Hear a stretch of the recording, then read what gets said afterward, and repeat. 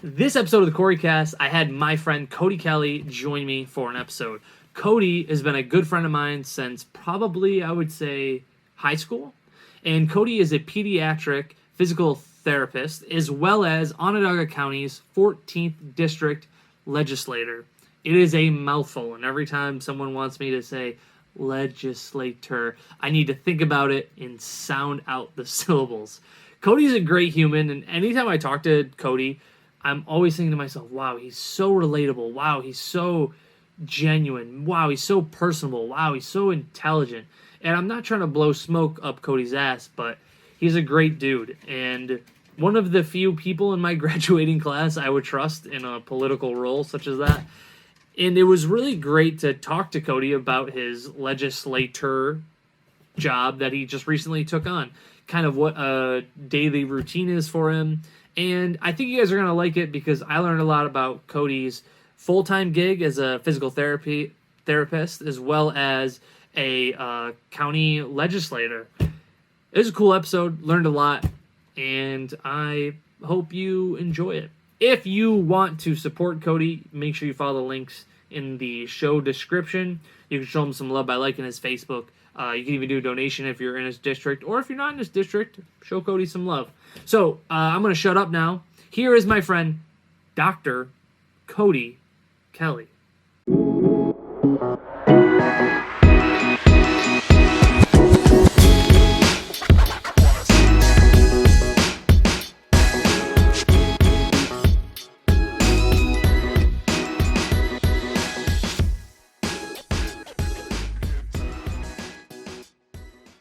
All right, my name is Cody Kelly. I am a pediatric physical therapist. I work with kids all over the Onondaga County area from birth to 8th grade. So I believe that's like 14 years of age.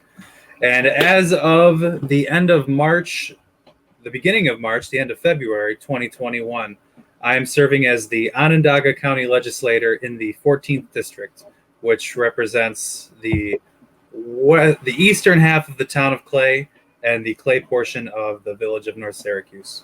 Interesting. You know, whenever you talk about the role that you took on, I always think of what Mike said when you first announced, and he was like, "You are one of the very few people in our graduating class I trust and have full confidence in that position." Yeah, well, it's interesting because I know we all kind of float around in kind of similar intellectual circles, so. And just, being on Facebook and Twitter over the last 15 years or however long it's been, you kind of know where people stand on different things and who's engaging with things at the right level. Yeah. So how did you like being a physical therapist and then stumbling into this legislative position? Like, how did you fall into something like that? Yeah, I've always been involved and interested in politics, more so kind of at the state and the federal levels. That's always been kind of the more sexy thing, Yeah. But over the last year, we've all been kind of thrust into the situation where we're dealing with our local governments and we're watching how our local government is handling and responding to an emergency pandemic, basically. All right. So that kind of nudged me a little bit more into the direction of, all right, let's see what's going on here on the local level. And how I ended up in my position, my mother works for the town of Clay. She's been there for a long time as the tax receiver. And she just happened to find out that they were looking to interview people for the town of Clay planning board. So they will deal with kind of town planning and how many people are usually on the board? Oh, I have no idea. Gotcha. Long story short, I did not join the planning board. I interviewed for the planning board, and the next thing I heard from anybody there, they asked if I would be interested in the county legislature. So my predecessor ended up taking another job with the county, and it just so happened that there was a vacancy in that seat, and they asked if I was interested, and I thought it would be a great opportunity to get more involved in the local politics. Yeah, that's cool. I had the conversation before with somebody, and I can't recall who it was, but I feel like if you want to make an impact on the government from any standpoint, you should probably start local, right? Yeah.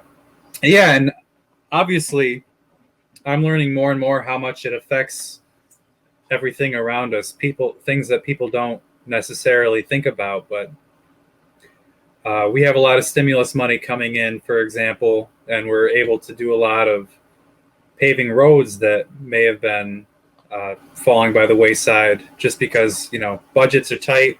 We're not always able to do as much as we'd like to.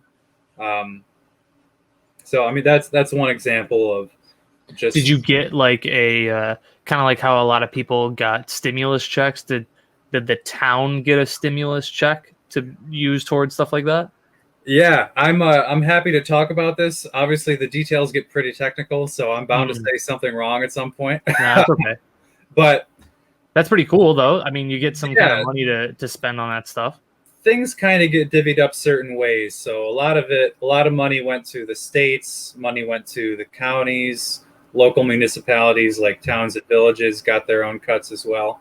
And then it's interesting how everything kind of overlaps because a county is made up of the towns and villages within it, right? Right. Um, so the county might be funding this project in this town, but the town could be separately funding its own individual projects with whatever money they've got coming in from the stimulus side of things. Right. That's funny. I didn't know that even like areas like cities and municipalities got a stimulus check. I thought that was just people. Yeah, and I forget what. Obviously, it's a pretty technical issue, so I forget what all the criteria were for who got what. Yeah. I know there's a handful of local towns and villages where if they fall just under the cut, they didn't get anything, and I'm That sure sucks. they're not too happy about that. Yeah, right. But that's where, for example, the county might be able to pick up some of that slack because you want to make sure that people are being treated in an equitable way. Right. Right. That's cool that you it speaks volumes of your character of you stepping into the position like that. Very, very unexpected. Right. Yeah, and I like to say that you almost want that, right? Because Yeah. politics does have a way of kind of self-selecting for the people who are going to tell you that I'm the best and everybody else Mm. is not as good, and Yeah. which that's one thing I've struggled with being kind of new to the setting. I've kind of embraced it with a sense of humility where primarily I want to learn as much as I can about as many things as I can. And that doesn't always lend itself well to, hey, vote for me. I'm the best. I'm the Mhm. genius. Yeah. That being said, I do enjoy that I've been able to carve out kind of a niche for myself. So my physical therapy job runs through early intervention and preschool services within the county, and those are Oh, county that's cool. programs. So that's something that I've had to navigate different hoops and work with local business owners about how do we get our kids the services they need in spite of all this pandemic that we've got going on around us. So that's an area where I have a better grasp on that end of things than Yeah. just about anybody else. And that's good. I think the best thing that we can hope for is to allow people to find out what they're good at. And just like we've done with COVID, you rely on expert voices, you rely on Yeah. the data, and you are willing to say, I don't know, if you don't have the answers. Dude, that's exactly like what you're going through is very relatable when I first got into real estate. It Yeah. was very much like who said it? They had a name for it. Imposter syndrome, right? You feel kind of like a fake and a fraud because when you get into real estate, you're supposed to say, I'm a great agent. Here's all the stuff that I can do. And you're like, I never even filled out a purchase contract. What does that look like? Right. So it's like at the same time you have to toot your own horn, but also battle, I guess those insecurities, right? Sure. But you put it perfectly because it's a matter of just almost having the sense of transparency and humility to be like, you know what? I don't know the answer to that, but I have an office full of very seasoned veteran agents that can give me an answer to that question. So I'll circle back to you rather than like coming up with some BS answer. You know, it sounds like very much relatable in the sense. Do you have people that you could talk to that you're close to that have done that job or are in similar jobs in different counties, maybe? Not personally, but Damn. professionally, everybody in the legislature, we have staff, we have people who've worked on campaigns in the past. Everybody's been incredibly supportive. And going into it, I was asking as many questions as I could. You know, what should I read? What policies should I brush up on? Things like that. And there's almost an understanding where, yes, we want you to be proactive and be engaged with these things, but at the same time, it's going to be a learning process no matter who you are. So I think it's refreshing to have that kind of pragmatic sense of this is going to take time, and as long as you're willing to put the work in, you're going to get ultimately where you need to be, right? Yeah. What does a normal day look like for you? When I say that, I always think of these political like names, mayors and senates, and like I have no idea what any of them do. No clue. Oh, So it's I'm sure your job is baby from a burning house, right? And yeah, right. And it always seems so much different. So as a legislator, what does a typical day look like for you? Yeah, well, that's one of the things that I had in my head, at least before, that I don't think I quite got to. But to me, I've almost found the perfect blend of the political life and the personal and professional life. So, as a county legislator, to the best of my knowledge, everybody else who has a seat on the legislature with me, we all have our own professional lives outside of our political lives. I like that. Which I think is really nice, because you ultimately want to remain a part of the community you're serving, right? We're not here to sit in our, ivory tower and feel disconnected from the people that we're here to serve. So, and not to get too political, but I think that's what a lot of people are frustrated with, like the Senate. Like people get frustrated with that because those people aren't really grounded in reality. Some of them, Yeah, and ultimately, it's a part of the system that if you're in the Senate, that is your job. You're not worried about too much else. Right.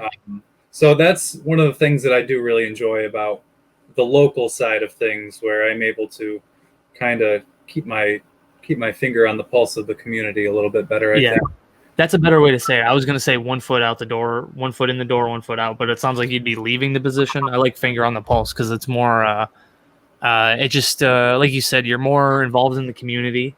Yeah. And I don't know, it's a better fit. I've been very impressed too with how service oriented the position is.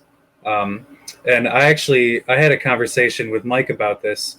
Part of me, I almost feel guilty a lot of the time, because it's easy for people to look at some of the things I've done and ways that I've gotten involved in the community and suspect that, he's a politician, so he's out doing this for self-serving reasons. But ultimately, I think there is a good emphasis on, listen, you have a constituency, you represent these people, let's get out there and help them. So for example, there were a lot of people involved with the Earth Day cleanup a few months ago. I got to tell you, it was frustrating because I cleared probably a half-mile patch of road. Yeah. And came away with like 6 or 8 real big trash bags. So Jesus. Where were you at doing the cleanup? So I like to run from my house to my parents' house. They're on Verplank Road, over kind of behind Great Northern Mall. And that's kind of what gave me the idea. Is here I am running along every day and just looking at these sides of these roads, and it's not pretty.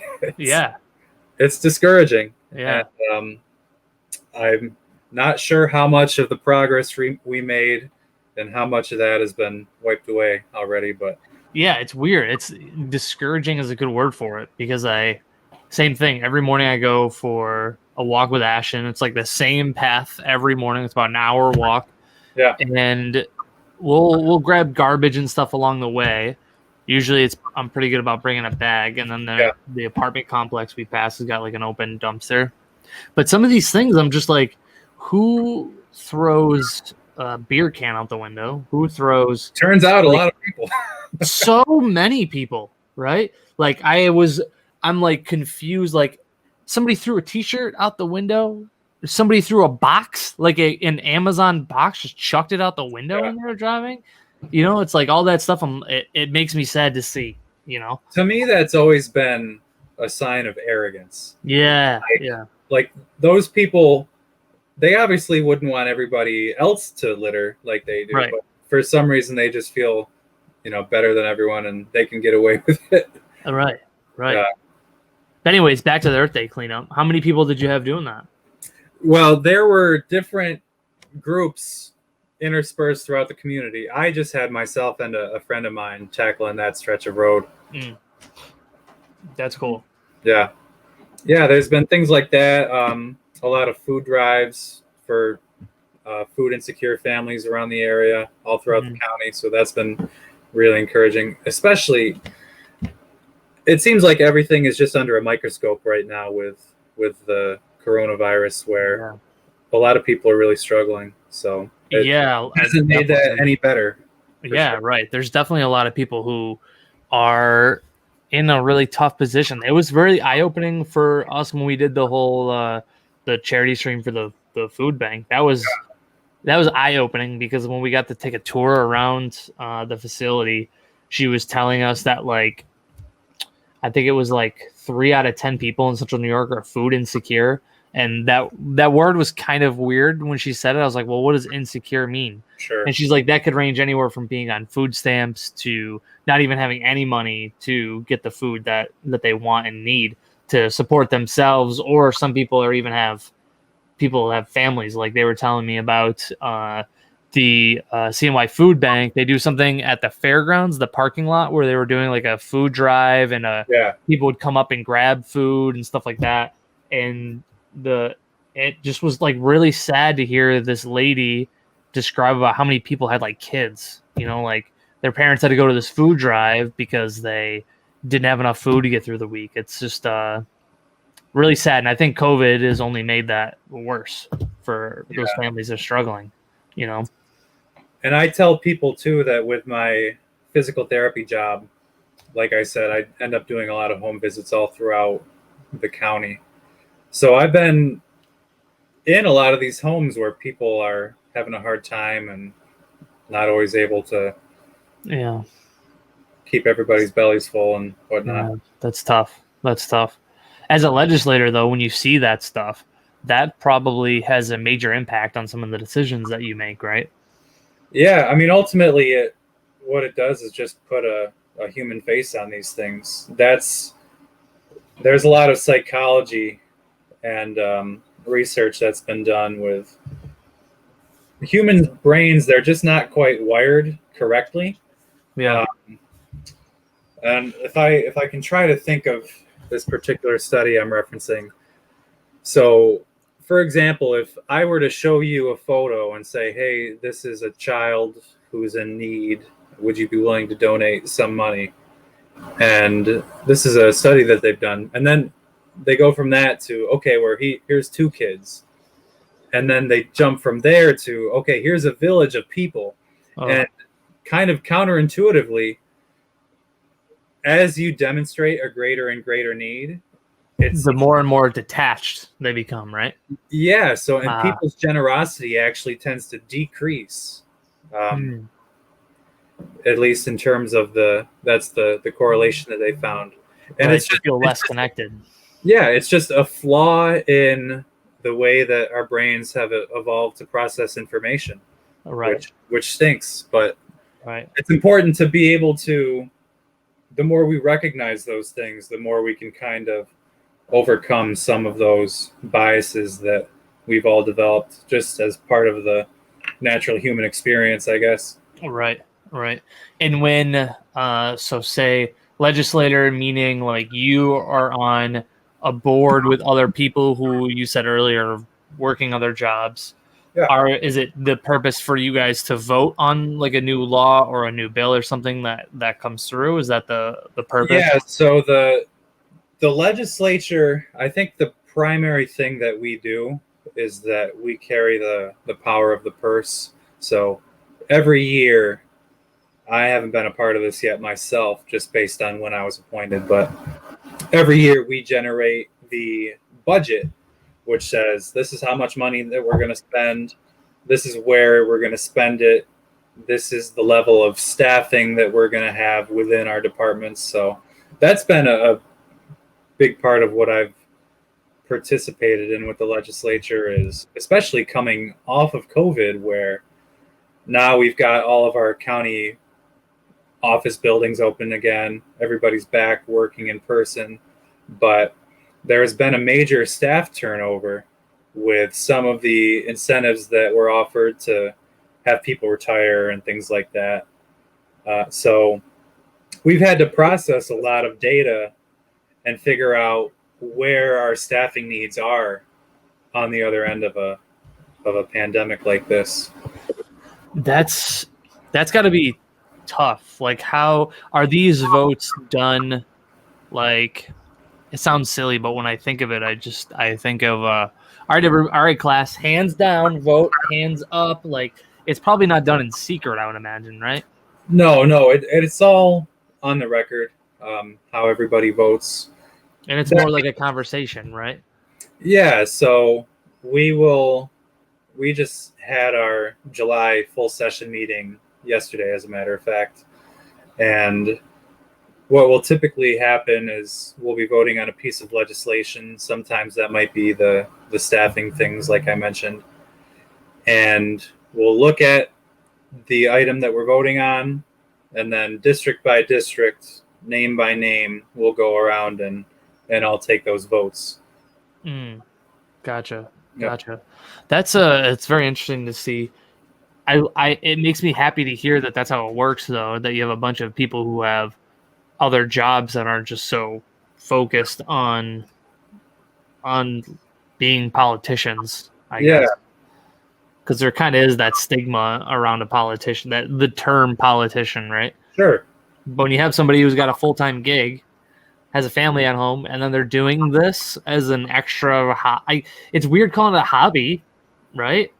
It's like hobby. I think like you're going to Joanne Fabrics and you're sewing, or you're going to paint something, or you're going to play basketball or something. You know what I mean? It's a different kind of a hobby. Yeah, I mean, that being said, politics is, at the very least, it's interesting. It might not be pretty, but I don't think any of us would be involved if we didn't have some at least abstract level of interest. Yeah, right. That's cool. Do you find that balancing the two of them is easy to do? Balancing your full-time job and this? It hasn't been terrible. So I will say that my physical therapy caseload has been a lot smaller as a result of the coronavirus. Just next week, I was mentioning before, we're finally opening our toddler programs again. So as opposed to what I've done for the last several months, where I'll be driving house to house to work with these kids on my caseload, toddler program is nice because they all come to us. And that has several benefits, because as opposed to me working alone with a child in the home, I'm surrounded by other therapists. So I'm a physical therapist. I'll be working with a speech therapist, a special education teacher, as well as an occupational therapist. So that means that we're all able to really improve each other in terms of our clinical skills. So, yeah, like I said, as a physical therapist, I'm not going to be the expert on a child's fine motor development, for example. That would be the occupational therapist. But having worked with experts in these different domains of development, you really do learn a lot, and it helps you to provide more comprehensive care, which is really nice. You're surrounded by like other professionals that are knowledgeable. You know, you can kind of pick their brain a little bit. Yeah, and I mean that's kind of one of the selfish reasons that I like it, but it benefits the children as well. And one of the real big benefits is that I've spoken to several families just today, in fact, getting ready for program next week. And some of these kids and some of their siblings were born over the last, couple years, really haven't had a ton of exposure to the outside world. Yep. Some of them, maybe only children, may not have brothers and sisters to emulate in terms of developing their skills and their walking and their crawling and things like that. So having that social setting, not only are the kids benefiting from having experts in each area, but there's a tremendous amount of learning that occurs just observing their peers. So Yeah. people that are roughly the same age, same level of development, things like that. Yeah. So and do you deal with like special ed kids, or when you say physical therapy, is this like a kid that was born with a shorter leg and he has a limp and you're helping him overcome that? Like what is the focus? Yeah, that's a common question that I get. Some people like to think that it's these 2-year-olds that blew out their ACL on the ski slopes, which Right. isn't quite how it works most of When the you time. when you said a kid's physical therapist, I'm like, oh, it's probably like a bunch of high school kids that like maybe they blew out their ankle playing basketball. Nope, just a little 2-year-old went down the ski slopes. That being said, my first clinical, I was up in the Adirondacks working in the acute care setting, so inside the hospital. And there was a young boy who, if I remember right, I think he broke his leg chopping wood. And this was not a grown adult by any means. Yeah. He was younger than 10, if I remember right. He's just out there cutting wood looking shredded. Dude, they do it differently in the North Country. It's a different ball game out there. Yeah, 100%. We could never compete. Oh, that's funny. But so no, it can be a wide variety of things. You do, throughout my experience as a physical therapist working in pediatrics, I have worked with kids who have required different assistive technologies. So some kids are in wheelchairs, some kids use devices to help them stand up when they're real young, just because the act of standing has a lot of benefits in terms of musculoskeletal development. It allows therapists to work on different things. So if I don't have to hold a child upright into standing, that kind of frees my hands up to offer different toys and things, which might encourage reaching, to work on upper body strength, challenge their vestibular system a little bit with the ways that they're being reoriented in space, working on head control, so being able to look in all directions. Yeah. But a lot of the times what ends up happening is that we have typical motor milestones that we follow that represent your normal motor development. And sometimes kids are just delayed in meeting those milestones. So, for example, if a child isn't walking by, say, 12 to 17 months of age, then, which is where the months come into play again. Yes. Yeah, exactly.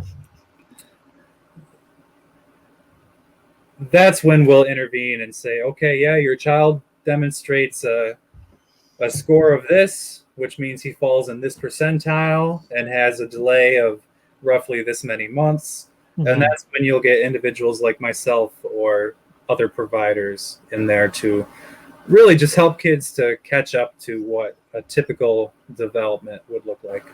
Gotcha. You said standing up, like if it was a kid that's been bound to a wheelchair, and standing up has a lot of physical benefits. Would you also say it has a lot of mental benefits too? I would imagine if you've been stuck in a wheelchair for 8 years of your life and you're able to stand up or at least do something with some partial help, that's got to do a lot for your confidence. Yeah, as a general rule, the best thing that we're always hoping to do is to promote independence. And that really goes across the spectrum, anywhere from cradle to grave. With older adults, say they have a knee replacement, for example, They have to work on restoring strength in that leg. They have to work on improving their balance so they're safe in navigating their home or navigating the community. You have to make sure that they're able to transfer up and down from the toilet, in and out of the bathtub, up and out of a chair. Right. So that's what our role is promoting that independence, developing that structured exercise program where ultimately they don't need to see us forever.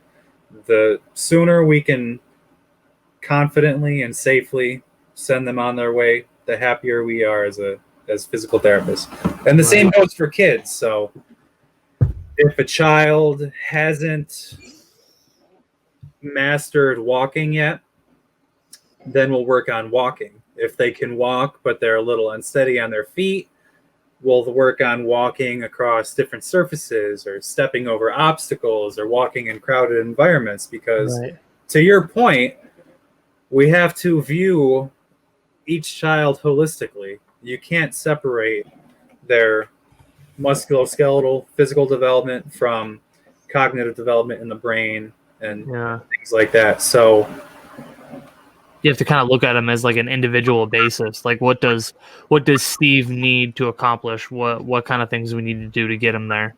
Yeah, so it's very interesting that kids will learn things and it can be very context specific. So I mentioned walking as an example. A child may do very well walking in their home where it's them and their parents, for example.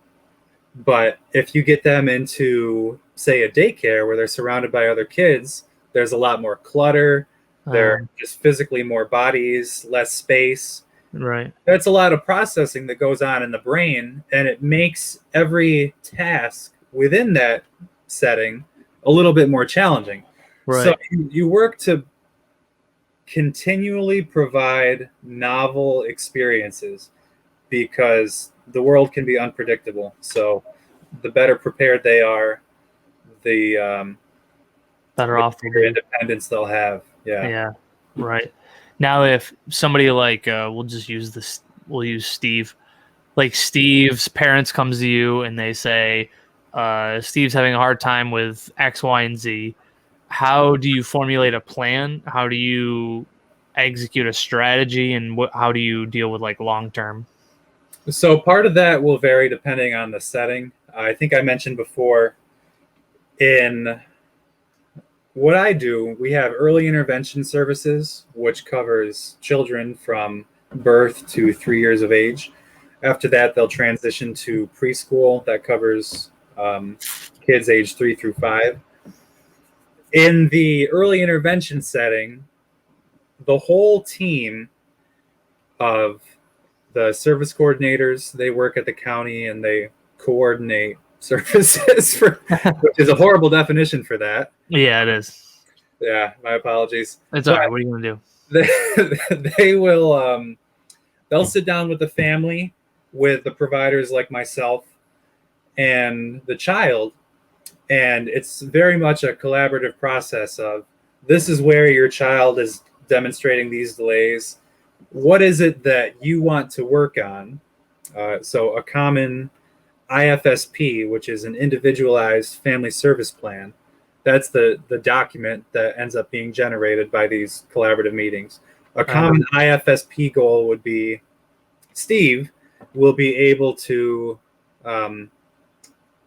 navigate the stairs, for example. So at that level, the early intervention, birth to 3 years old, it's very much very basic. Yeah, it's designed to be patient-friendly, family-friendly language. When you get into the preschool setting, it's very much numbers-based because you want to be able to demonstrate quantifiable progress throughout the course of a school year, for example. So those things will vary depending on the setting. But ultimately, the same idea of collaboration, family goals, and the expertise of whoever the provider may be. Gotcha. And like, how do these families come to you? Is it they go see a doctor and the doctor says, Steve is developmentally behind. I think you should see Cody at such and such physical therapy, I think he could really help you. Or is it more of the parents coming to you guys as a practice saying, hey, please help us? So the county kind of serves as the liaison between the families who are looking for services as well as the providers and the agencies, Okay. because there are several agencies locally that do kind of what I do. Excuse me.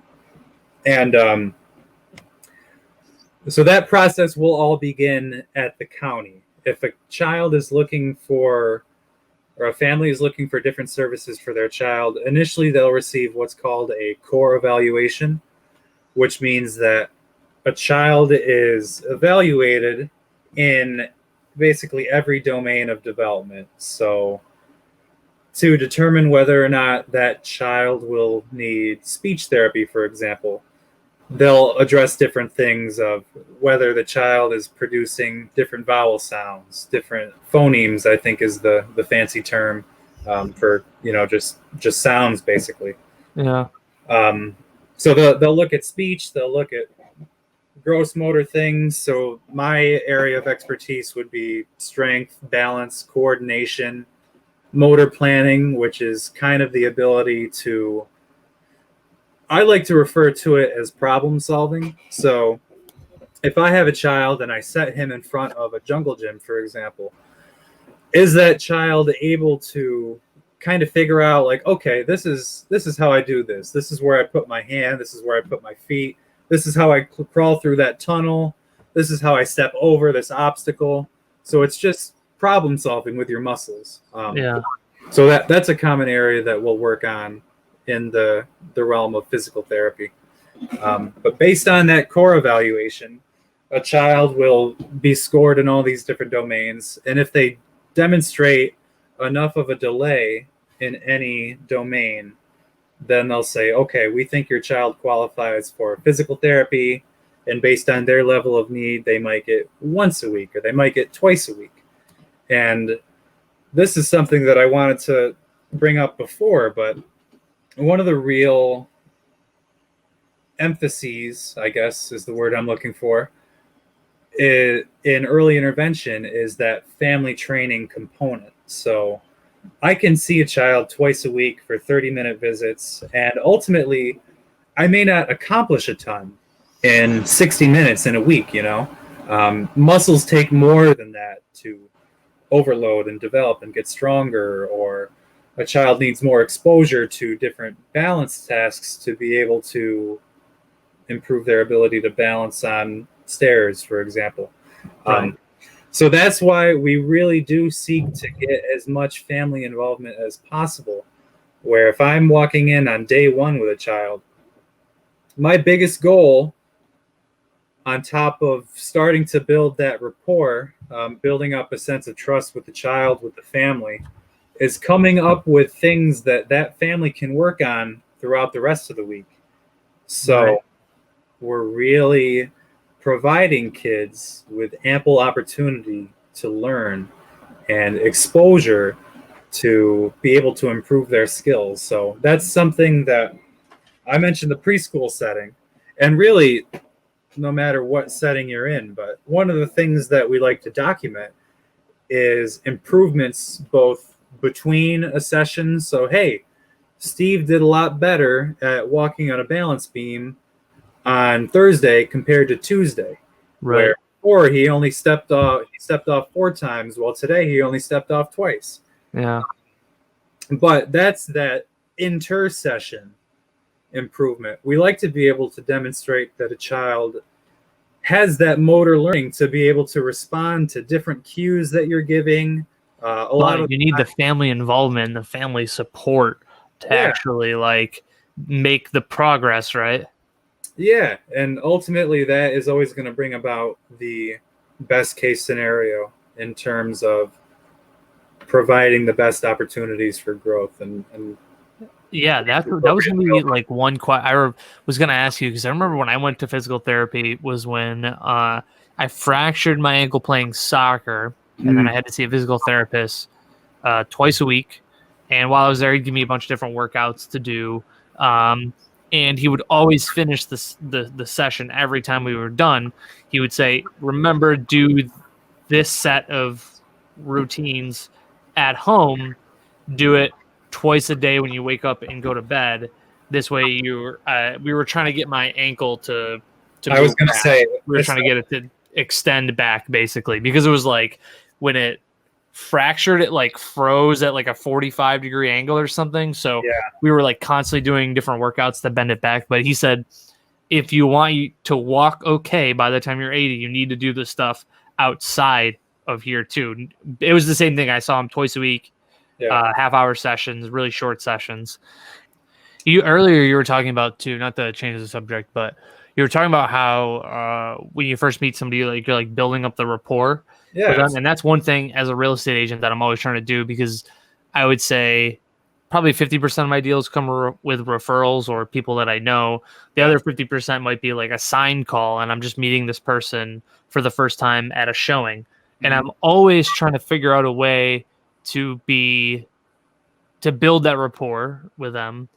How is it that you do it? What are some strategies that you implement to kind of build that trust right out the gate? Well, one of the things that we mentioned before was having that humility, being able to tell a family when you don't know the answer. And ultimately, that can be challenging because with some families and some children who have different things going on, say neurologically, for example, you're not always able to tell them, hey, your child will walk by this age, or hey, your child may not walk at all. Yeah, that's got to be tough. I don't want to have those conversations. Yeah, and it's not always the therapist having those conversations. So, for example, diagnosing a lot of these things falls outside of our scope of practice. Right. So it can be delicate because in the back of our head, we might always have different suspicions of things, and ultimately, it's not our role to sit a family down and say this is going on. You might tell them what things to pay attention to, which conversations to have with their pediatrician, and things that might be on the radar, but it's not anything that you're putting down in stone that this is what it is. And right. I mean, yeah, I think you said it really good. Showing that you have a sense of humility, right? Yeah. Showing that you are a genuine person and not putting up some kind of like act or front. I think some real estate agents get caught up in like this like showboatiness, you know what I mean? And I think that's, for me at least, when I'm meeting a new agent or a new client off the bat here, that's at the office or at a showing, I'm always like, don't overthink stuff. Remember, you're not there to impress them. You're just there to give information to them, be the source of information. You know, I go through all this stuff when I'm driving in my car, listening to Kendrick Lamar, which is like totally opposite. You know what I mean? Like Kendrick Lamar is not really the the genuine kind of, but it's showing people that you are a human and you are there to help them, right? Because at the end of the day, and that you care. I think that's a big part of it, right? And that's why you got into the job that you're doing. Was pediatrics always the goal, to be the physical therapist in pediatrics, or was it just any physical therapy?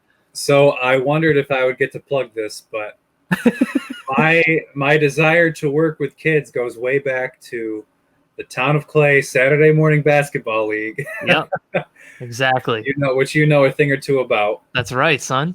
But basically, hey, I always knew that I wanted to work with kids. I went into school. Actually, I didn't go in as intending to be a physical therapist. I wanted to be a gym teacher and work with kids because it encompassed a lot of things that I knew I was passionate about, which is working with kids, learning a little bit about the human body and being fit and active and things like that. Right. And ultimately, I kind of learned that I could do all those things as a physical therapist. And it allowed me to pursue my doctorate, which I thought was pretty cool. Yeah. And is it official? Or are you Dr. Cody Kelly? Is that official? not too many people will call me that, but I have my doctorate in physical therapy. Yeah, it's kind of an interesting conversation in the world of physical therapy is how much we need to really embrace that label because we did earn it. And Right. we have the student debt to show for it. Yeah, right, exactly. When I do the intro, I'll do Dr. Cody Kelly. The first I had anybody call me that, I think, was Just now, actually. oh, Jesus, it took so long for somebody to call me it. I did my last clinical at Main Street Preschool in North Syracuse, and that finished up, and I maybe had a week or two, maybe a month, I don't remember, left in my clinical after graduation. So graduation comes, and I go into work the next day, and my wonderful mentor, who is the reason I've made it as far as I have in physical therapy, she had some of the children write in chalk on the sidewalk, "Congrats, Dr. Cody." Nice. And it was beautiful. It was really nice. Heartwarming moment. Yeah, it really was. And it's just interesting too, being in my role where I'm navigating different settings just within physical therapy, let alone the legislative side of things. Early intervention, when I'm working with my I go to my charter school where I work with kids anywhere from kindergarten up until 8th grade, and then it's a little bit more formal. And yeah, there it's usually Mr. Kelly. I don't really bother correcting anybody. But that's you don't, part of you wouldn't want to, right? Because you don't want to be like, no, kids, call me doc, because you want to relate to them, right? Yeah, I mean, it doesn't come off very, very well. They call you Mr. Cody, right? They call me all kinds of stuff. A lot of times they call me Cody. They'll call me Mr. Kelly. And whenever I work with kids, I'm never adamant about that. When I worked for you talked about the Town of Clay basketball. Yeah. You did the basketball thing. I think I was coaching, right? Was I coaching and you were coaching too? Yeah, coaching, reffing, all that stuff. Yeah, we were coaching, and I was doing the Town of Clay. My first job, working for the Town of Clay in the rec department, running kids games. Yeah. And I never once did I ever correct the kids to call me Mr. Cory or yeah. I mean, you were what, 16 at the time? Yeah, isn't that crazy? Let's just talk about that real quick. Let's reflect on the fact that I was 16. I was probably 15, maybe just 16. Yeah, running a bunch of after-school games for the kids to play to keep them occupied till like 5:36 when their parents would come pick them up. I was 16. What the hell? It was a great job. I mean, who complain about that? It was fun, man. It was what a great first job. It was awesome because I got to learn how to work with kids. I didn't know how. Scott, man, if I can remember his name, Scott Holding. Yeah. Is he still there? Did you ever see him? I've seen him from time to time over the years. He retired maybe a couple years ago now. Okay, so he retired. Yeah. I remember him. My first couple weeks there, it was just him showing me like how I should converse with kids. Here's all these different games that we play. Hey, if you need to snap their attention, you gotta do something big and grandiose to catch their attention. And it was like all these nuances that I didn't learn. And if it wasn't for Scott, I probably wouldn't know how to help with the kids' jiu-jitsu class, to be honest. But it was a lot of fun. He was fun too. He would hold us accountable. If you were there to just be a fly on the wall, he wouldn't have that. Yep. I can't remember. Did you do the summer camps too? No. Were you at like Bear Road or something? Yeah. So John Smith and I, we got into Allen Road Elementary School. Yeah. I only did the summer camp one year, and I remember the year I was going to do it again. I can't remember. I feel like they had too many people and they didn't need me. And then the second year they asked if I could do it. And I said, yeah, sure, whatever. And then he put me with John. And it was just a daycare program where I ran Big Mac tag. Like Big Mac tag. You play line tag. You play dodgeball. We went out. We played kickball in the field with the kids. And it was just fun. And I never worked for the Town of Clay Parks and Rec. I just always volunteered at that basketball program. But I grew up going every summer, every day, yeah, all week to the Bear Road program, and yeah, it was so much fun. Like you said, and free for parents. yeah. The parents didn't pay a dime. I mean, that goes right back to where we started. It's how does local government affect my life?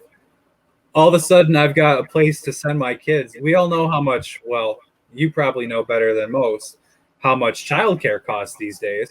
Yeah, Send them to crazy. Parks and Rec. Let them have a For blast. free. I Yeah. never understood. I remember having conversations with John while all the kids were eating lunch and John and I were eating like peanut butter and jelly. I'd be like, dude, how do they pay for all this? Mm. And then John would be like, I don't know, it's just the town. I go, but the parents aren't paying anything. The parents aren't paying anything. We have literally, they would give us like Allen Road would let us use the whole like locker room that they had, so we could use any balls that we wanted as long as we returned them. And they were great. They were an awesome group of people. But I just was like, man, what a great program. I look back on it now and I'm like, man, thank God for that, because that's providing families with a great opportunity to have their kids taken care of for free. Yeah. Like you just send them with a lunch. That's all they need. In PT school, we had a management class, and at one point we had to develop a program. In years past, you would have to make a full business model, business plan to open a clinic, but we just did a program. And I knew that I wanted to end up in pediatrics someday, so I essentially designed this summer camp of kind of adaptive sports and things like that. So children with special needs who might need a little bit more support to participate in something like a Town of Clay Parks and Rec League. And I crunched all the numbers, and frankly, I don't know why I haven't done this, because it seemed foolproof. It seemed like, because I remember that being one of the things is, can I access these local school buildings? And I mean, they might charge you like some small like maintenance fee or something like that. Right. But they're not out to, profit really from these things. And like I was working for the town. Like that was the direct impact for the town. Yeah. That was like, hey, you scratch our back, we'll scratch yours when things come around. So I'm sure they were probably cutting them a deal, Yeah, so maybe next summer when I want to open up that Parks and Rec kids jiu-jitsu program, I'll have to make another call. Yeah. There we go, dude. I will say, now that I'm looking back on it, I don't think the town, when I was doing the summer camp, it wasn't, I don't think we had any special needs kids like a wheelchair or any special devices. We would have adapted. I remember I had a kid that was definitely on the spectrum, but instead of playing with the kids, he just kind of wanted to hang out with me. So he was just kind of like glued to my pocket all the time.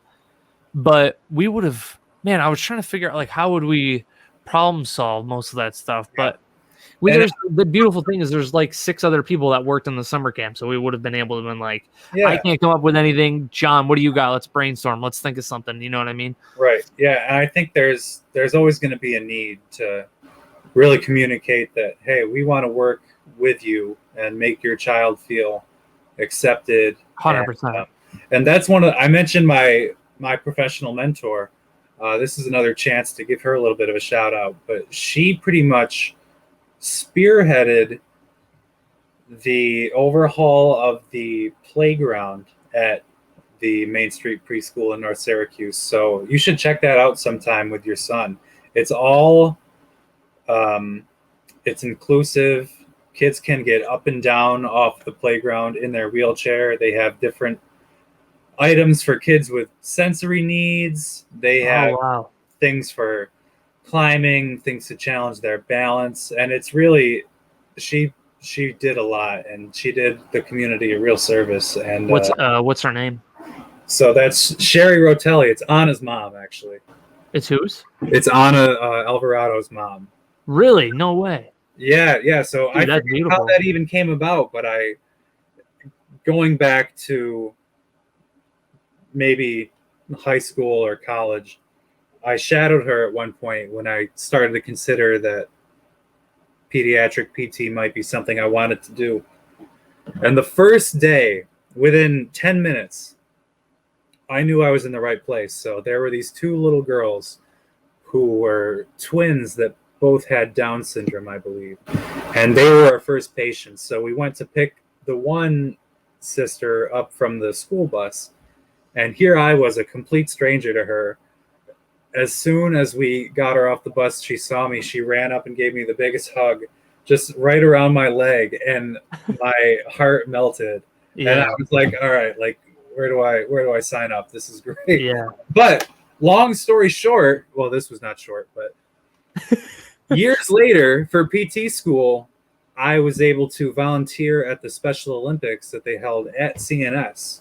And throughout that day, seeing different events, different kids participating in different things, I saw those two sisters. No way, really? I don't know, maybe like 5 years older at that point, but I recognized them right away, and it was like, did you say anything to them? I'm sure they had no idea who I was, because it was just the one day that I shadowed her. Oh, good point. But it was like everything had come full circle, because actually that was during my fourth and final clinical, which was with Sherry at that same preschool. So it was a really nice moment for me to see how far things had come, and to see what resources are available for kids in the community that, like we said, are going to have different needs than what your typical child might.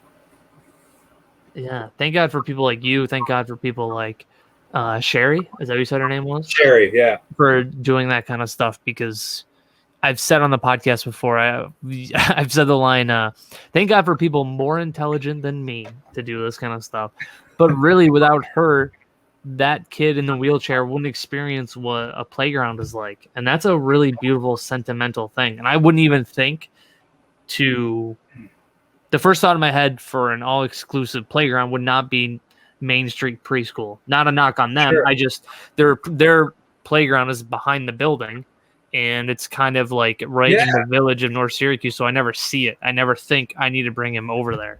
And that's what one of the things I mentioned before. This may have been off mic, so to speak, but that's what I tell myself when I think about, like, people are just going to say that I'm doing these things because I want to look good as a politician and whatnot. But what you just said is a perfect example of, we need to raise awareness as much as possible. And it's not virtue signaling. It's legitimately planting the seeds of change in our community. So when I start to second guess myself, that's what I always say, is that this is making a difference. And it might be tiny, and you may not see meaningful change out of it for years and years, but the smallest journey starts with a single step, if I can throw a cliche phrase at you. So, dude, I think that's a great way to end the podcast. I thought that was a great way to bring it full circle. Cody, you've always been genuine in our friendship. You've always been an intelligent human being and a great person to talk to. So it was great to kind of learn not only about you, but this whole new, like, I don't want to say hobby, because hobby kind of takes away from what you're doing. New adventure that you're in. It's kind of cool being able to pick your brain and seeing what that's all about. It's been a fun few months in the ledge. I'm really looking forward to getting more and more involved with the community, and hopefully we can do this again, and I'll talk about everything that's going on locally. Yeah. So, I had a great time, man. Thanks for having me. If people want to support you, is there a good way to support? Like, you said you're from the 13th district, right? The 14th district. 14th district. And I do most of my, let me pull up the link here so I know what to plug. So if people want to look up some of my more political business and ways I'm getting involved, ways that they can get involved in the community, I can be found on Facebook at Cody Kelly Onondaga County 14th District. I think there's a simpler URL for that too. What we'll do too, Cody, is when this wraps up, just shoot me any links that you want. I'll put it in the show description, and then anybody listening right now, you just go in the show description. You can click that link, and it'll have all of Cody's personal information, all the links that he wants to give us. for social media and all that jazz, just to kind of help support. So cool, Cody. Thanks for doing this. I appreciate your time, and I look forward to the next time I get to talk to you, and maybe even play some Dungeons and Dragons. Dude, I know. That was just barely scratching the surface, and it was so much fun. Oh, I had a blast. That was fun, right? That was fun. We'll scratch that itch soon, I promise. I was trying to remember what your name was, and I knew I was going to get it wrong because I've been listening to this podcast where these two guys from New Zealand went and saw the movie Cats every day for 7 days, and they recorded a podcast about it. And I wouldn't recommend the podcast is great. What they did, not so much. But anyway, I knew if I guessed what your name was, it was going to come out as like Skimbleshanks or something like that. It was actually Ashmar. Yes, that's right. Oh, that's funny. Now I've given up my alter ego to everybody. Now I need to kill you. I'm sorry. This message will self-destruct. You could do that, or you could just cut the pod. But hey, I had a good run. I had no regrets. Cody, thank you, dude. You're a great All right, guy. man. I appreciate you, dude.